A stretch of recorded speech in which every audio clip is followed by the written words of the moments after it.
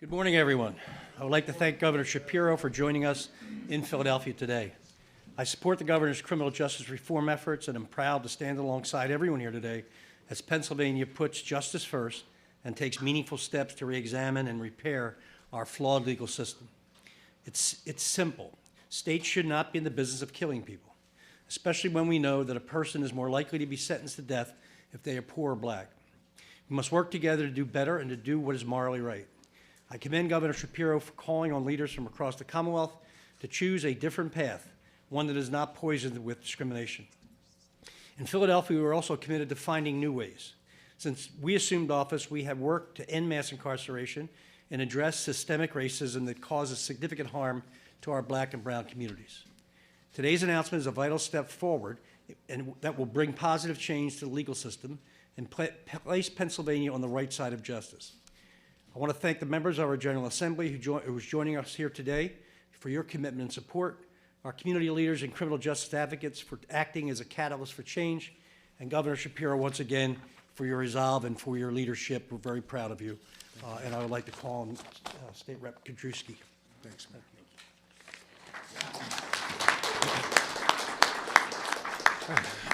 man. Good morning, everyone. I am State Representative Rick Krajewski, and I am proud and honored to be here with you for this very special announcement.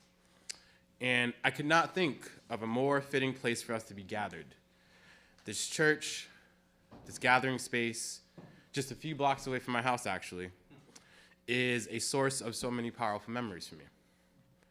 And the reason for that is CABI, the Coalition to Abolish Death by Incarceration.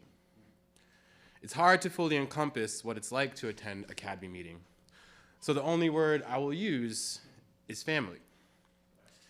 Every CABI meeting is a family gathering. There are hugs and daps, greetings and blessings, and a lot of yelling over each other, all right? It's not a CABI meeting if somebody's not yelling over somebody. CABI feels like family because it is about family. It's about sons, brothers, cousins, uncles, family members through blood or chosen, family members that are no longer physically with us, family members that may spend the rest of their lives in prison. For years, organizations throughout Pennsylvania, like CADB, have fought and organized to end mass incarceration. I've been on the bus to Harrisburg with a lot of people in this room right now to call on the legislature to pass common sense legislation to reform our system. I've listened to the stories of mothers, daughters, and aunts who just can't understand why their loved ones can't come home. And for years, it felt as though our allies were far and few between. But standing before you today with the governor, who is demonstrating his commitment to our cause, and finally, a Democratic majority in the House, right? That's right. I am hopeful that communities like ours will have a few more fighters in their corner. Governor Shapiro, I remember when you came here last year to listen to us. You listened as Miss Dee spoke about how much she misses her son. You listened when people said we need to right the wrongs of our criminal justice system. And you being here today, making this important announcement of refusing to sign execution warrants, it shows that you're standing by your word. The death penalty is a grotesque relic of a bygone era. In a society dealing with so much senseless violence, the state should not be perpetuating this culture with violence of its own. And so that is why I am here today to applaud Governor Shapiro for his actions and to call on the legislature to do the right thing and abolish the death penalty. And when we finally abolish the death penalty, let's move on to the vital work of ensuring that no one dies in prison. Thank you. I'm going to pass it to Senator Hughes.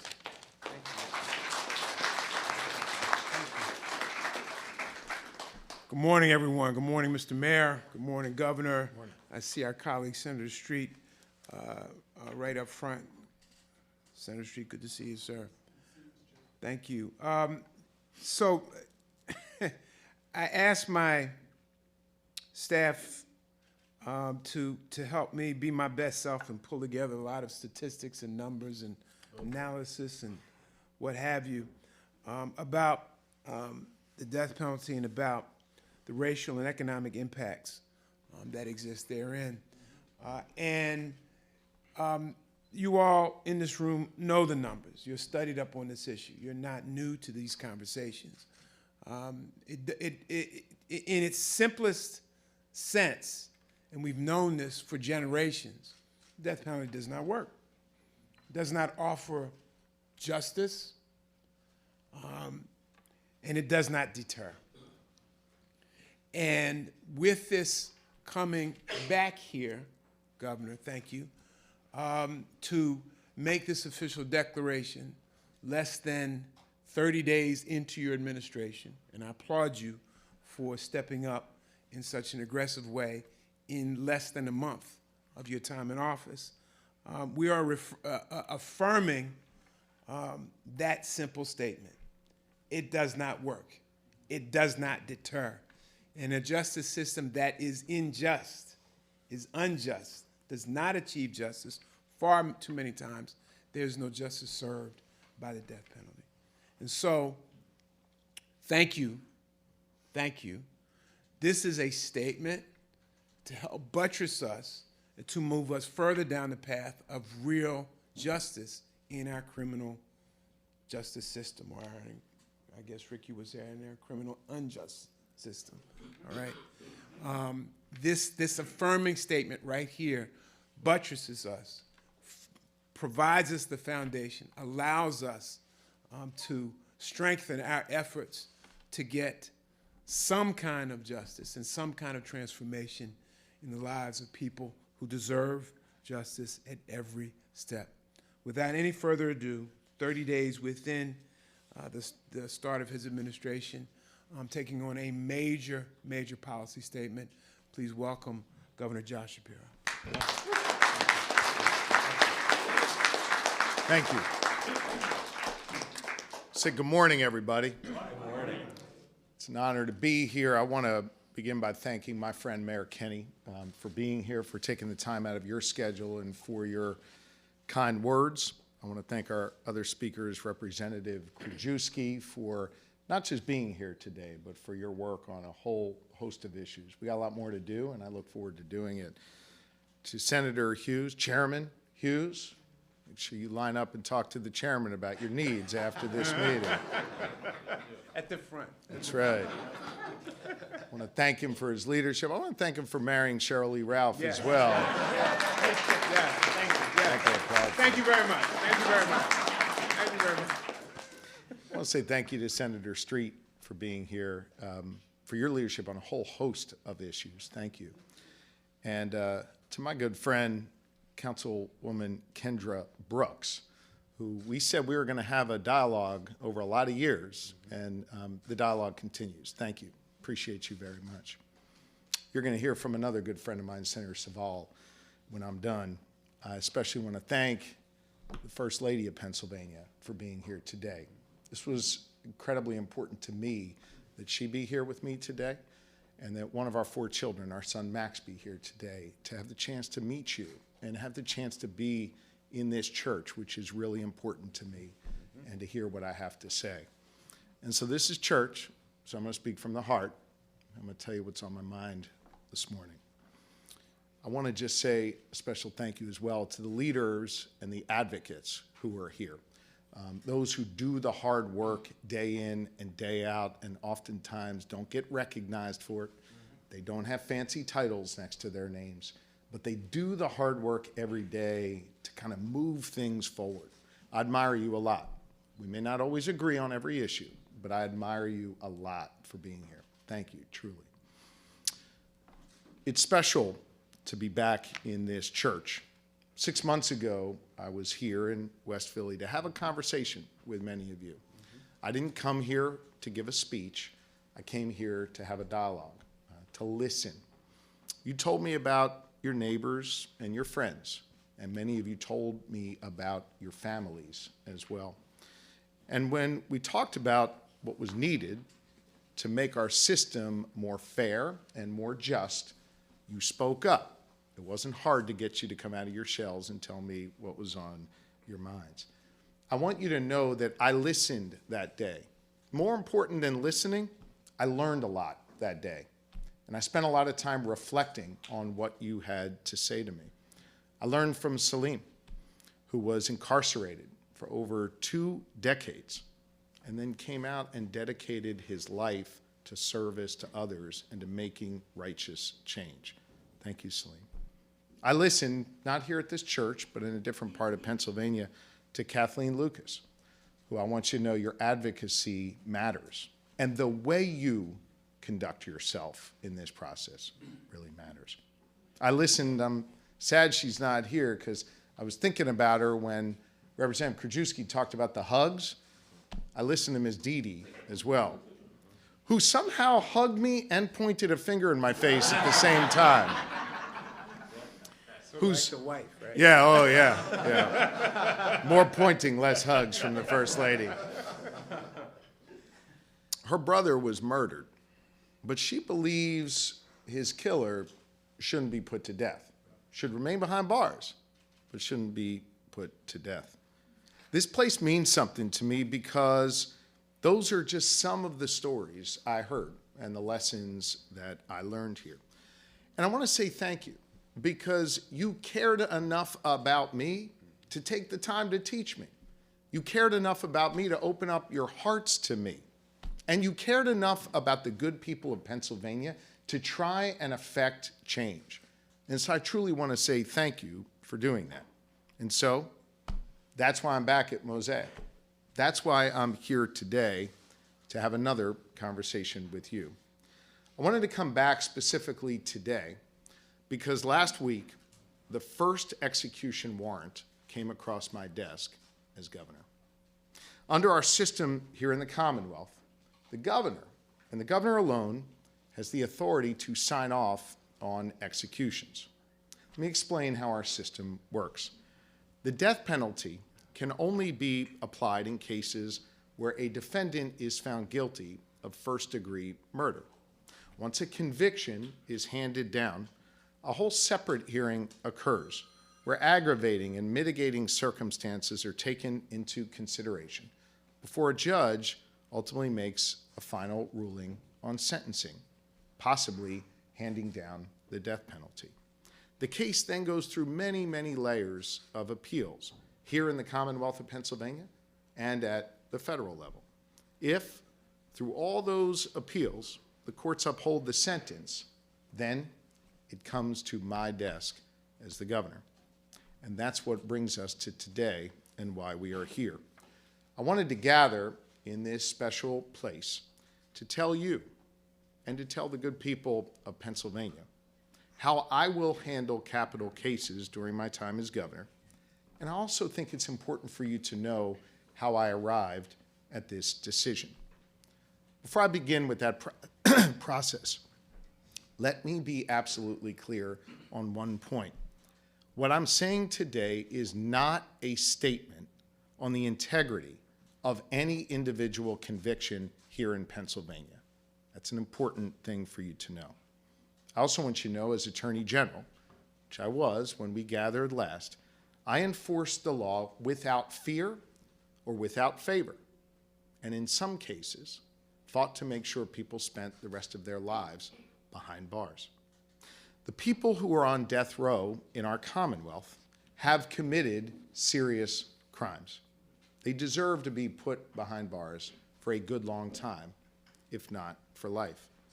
They've been convicted by a jury of their peers, and their cases have gone through rounds and rounds of appeals. Those appeals often happen over years, if not decades. And so I speak today not about the integrity of any individual capital conviction, but to the fundamental question as to whether death is a just and appropriate punishment for the state to inflict on its citizens. I want to be honest about something. My approach to capital punishment has evolved over time. Some of you know that here. Some of you have protested me about that over time. It's okay. For more than a decade, and when I assumed office as Attorney General, I believed that the death penalty should be reserved for the most heinous of cases, that it indeed was a just punishment for those specific crimes. However, when the first capital case came to my desk in the Attorney General's office, I found myself repeatedly refusing to seek the death penalty on those cases that came across my desk.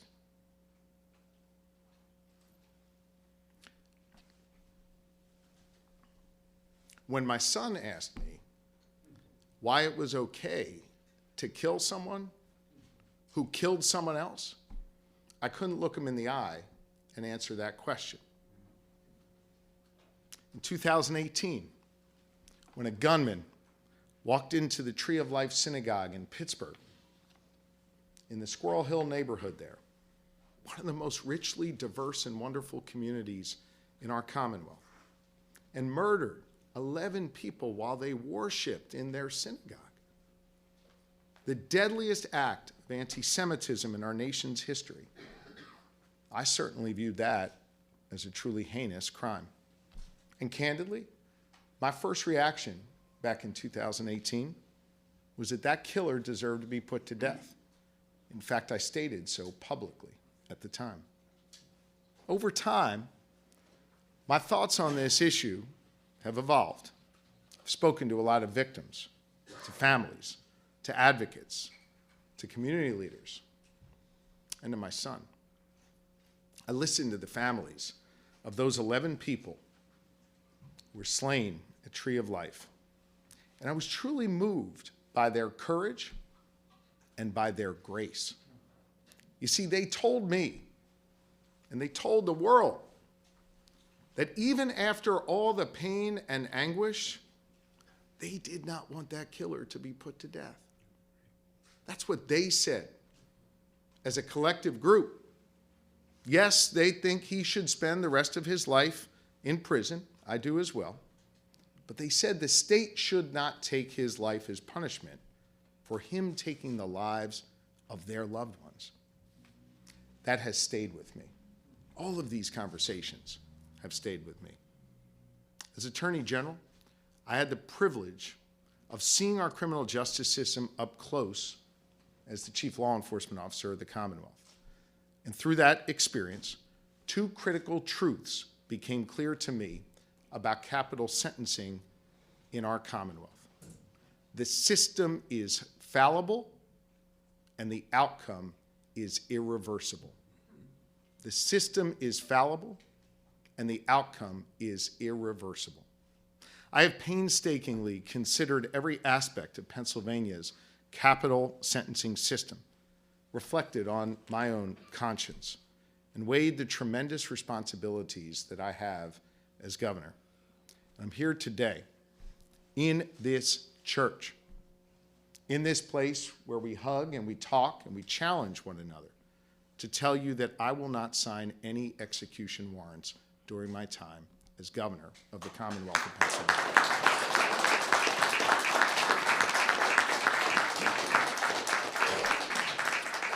When an execution warrant comes to my desk, I will sign a reprieve. But I want to go further than that. Through many administrations, I'm the 48th governor, and through the governors before me, several governors have called on lawmakers to reform our capital system, to study what changes could look like. You see, they've been open to the idea that our capital sentencing system is flawed, but fixable.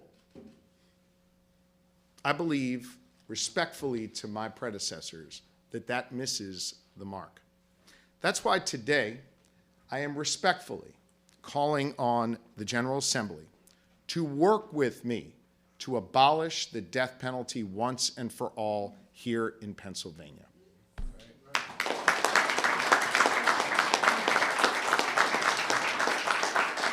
I'm very aware that there are people on both sides of the aisle, and my colleagues can speak to this in greater detail than I, that there are people on both sides of the aisle who agree with me on this. And I'm also aware that there are people on both sides of the aisle who disagree with me on this. But I believe that we need to work together on it, that we need to have an honest conversation, that we need to begin the process of not doing more studies, but passing a bill to abolish the death penalty.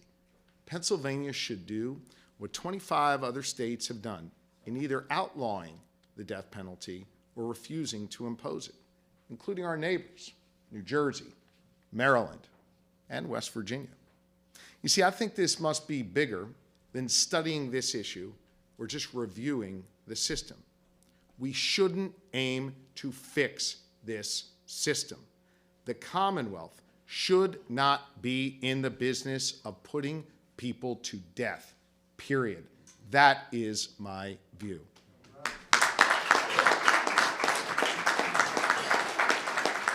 And I want you to know that I believe this, not just intellectually, but I believe this in my heart. At its core, for me, this is a fundamental statement of morality, of what is right and what is wrong, in my humble opinion. And I believe, as governor, that Pennsylvanians must be on the right side of this issue. And so I'm using my authority as governor to do just that. I know that there is a lot more work to be done and a whole lot more issues on your minds and on the minds of our lawmakers who are here today. But I believe today we are taking an important step forward to make progress for Pennsylvania. I truly want to say thank you for engaging with me. Thank you for teaching me. Thank you for allowing me to listen to you. Thanks for taking a chance and giving me the ability to be in this church and to have the opportunity to learn from all of you. It's mattering. It matters, and it will make a difference going forward. We've got a lot of work to do, and I look forward to continuing that work together. But above all else, I want you to know that I'll continue to listen, we'll continue to work together, and we have a lot of work to do together to abolish the death penalty here in Pennsylvania. One of the people who has been critical to me and continues to be a voice in my ear on so many issues is Senator Nikil Saval, the person who invited me here 6 months ago and who has been someone who has set the table for me to listen to so many people who are in this room throughout time. And so I want to give Senator Saval the final word today before we close. Senator?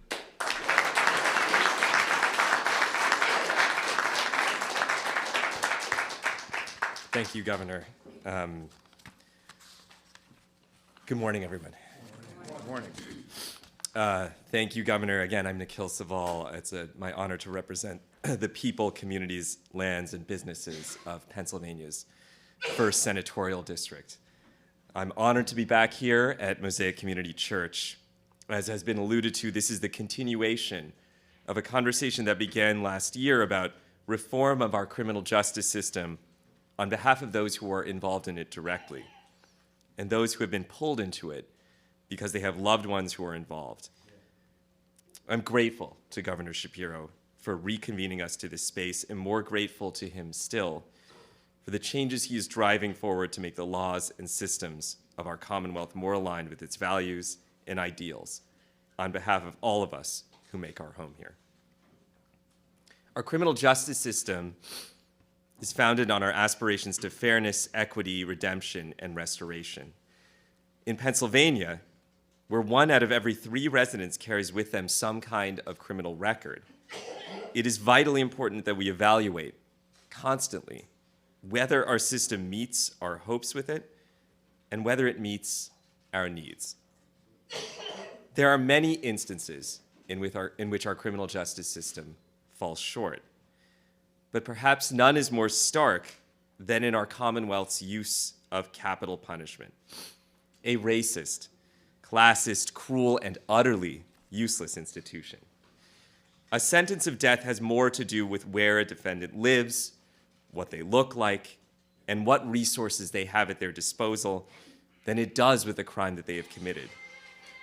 Moreover, a sentence of death offers nothing to those who are grieving the loss of a loved one and nothing to a community to help repair the harm done and to heal. The death penalty places our beloved Commonwealth in the morally abhorrent role of executioner, and no state should ever be granted the authority to put a person to death. Our communities and our residents have suffered because of this. Today we say, enough. The death penalty must be abolished.